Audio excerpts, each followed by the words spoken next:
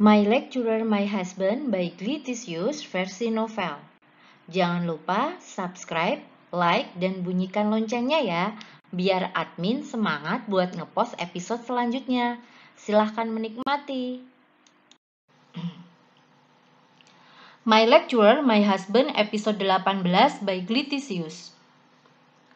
Akhirnya hari yang menegangkan itu tiba juga. Semalam bahkan gue gak bisa tidur dengan tenang. Dan sepertinya hal itu berlaku juga untuk suami gue. Semalam dia sepertinya menyadari kegelisahan gue, jadi dia memeluk gue sampai pagi. Dan terus-terusan membisikkan kata kalau gue bisa. Pada hari gue udah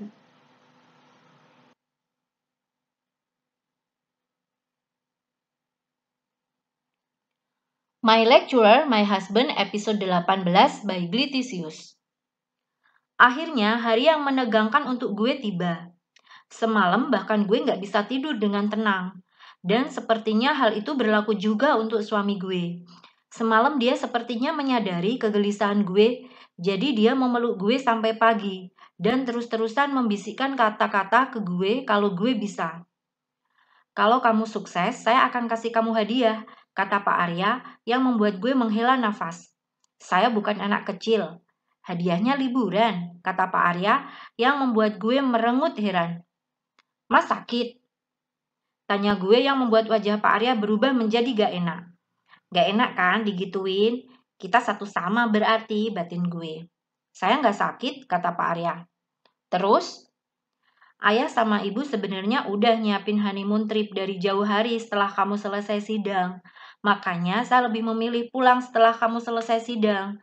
Selain ke rumah ayah, kita pergi berangkat honeymoon, kata Pak Arya dengan wajah datarnya kayak lagi ngejelasin materi di kelas. Topik mendiang ibu mertua gue emang masih sensitif. Tapi Pak Arya kini sudah lebih mengendalikan diri dan menerima kepergian ibunya dibandingkan kemarin-kemarin. Kita bahas liburan atau honeymoon atau apalah itu setelah saya selesai sidang kan mas? Saya deg-degan banget nih sekarang. Setelah menghabiskan sarapan dan berulang kali menghela nafas, akhirnya kami bersiap untuk pergi ke kampus. Keluar dari pintu itu saya dosen kamu, kata Pak Arya sambil menahan pintu yang baru aja gue mau buka.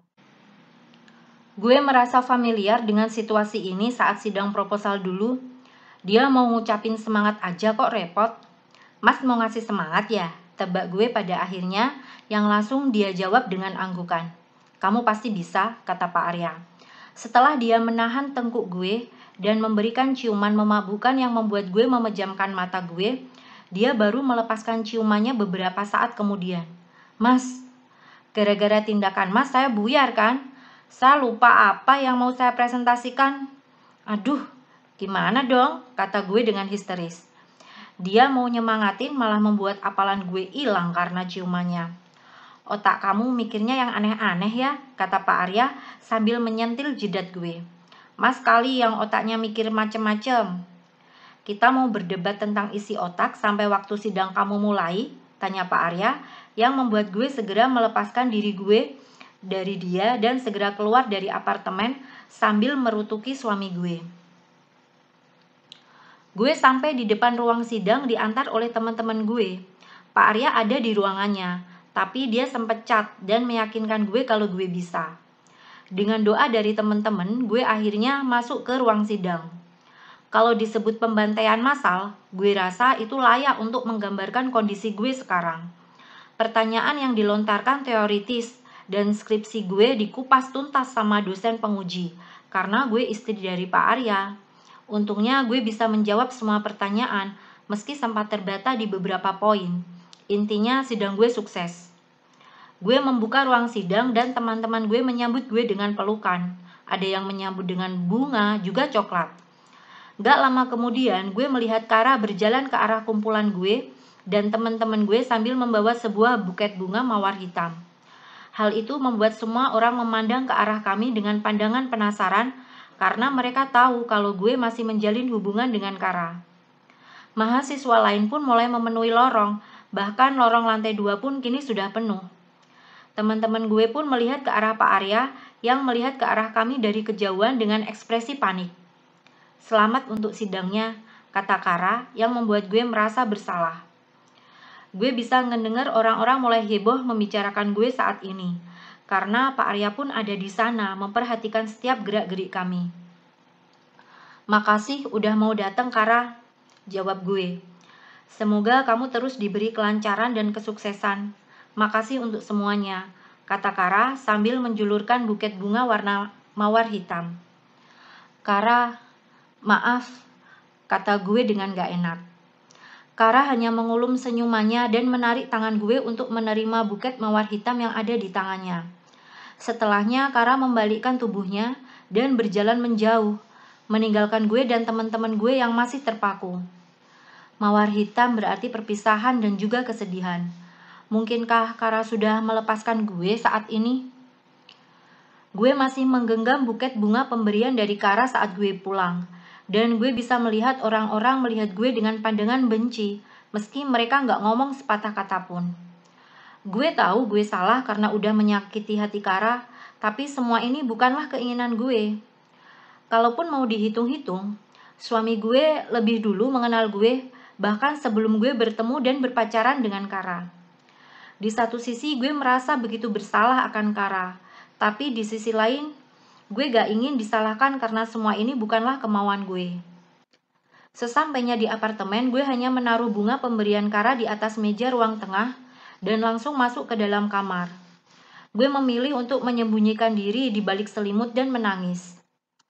Gak lama kemudian gue merasa selimut yang menutupi tubuh gue ditarik, dan suami gue sudah berada di depan gue.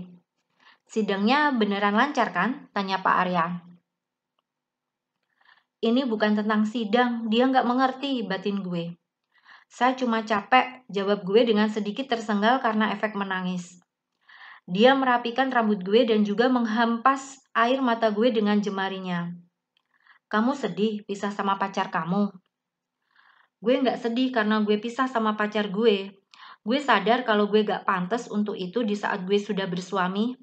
Yang membuat gue sedih adalah gue gak bisa ngomong secara baik-baik sama Kara untuk berpisah secara baik-baik, batin gue.